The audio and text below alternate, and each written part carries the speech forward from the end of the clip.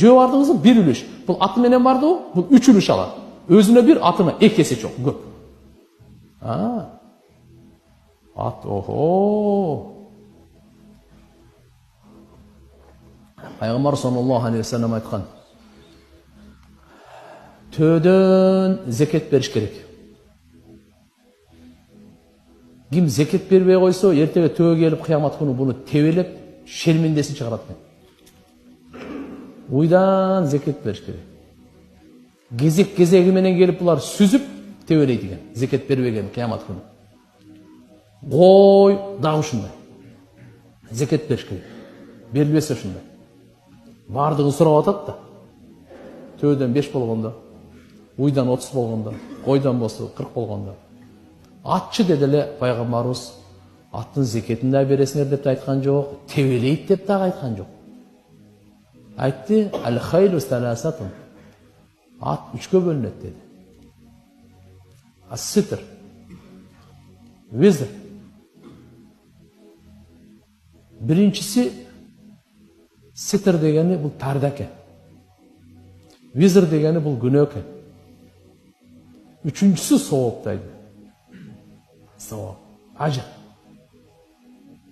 Бул бирөөсү эгерде менменсигенге текеберленип, мактанып, кыйынсып, ушундай аты бар, бул күнөөдөн башка эчтеке жок. Бунун аты мынанча миң сом, мынандай. Бул текеберге бундайга күнөөдөн башка эчтеке жазылбайт. Эми ситр дегени парда деген сөз. Алгандай, ким атты баккан болсоңуз, атты багып атасыз, ушуну бирөө сурап келсе берип турасыз.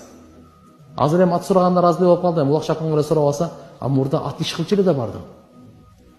Тияка барып келейин, бул жака барып келейин, дарыядан өтөйүн, суук, ылай, чалчы, кар, борон, атыңы берип тур.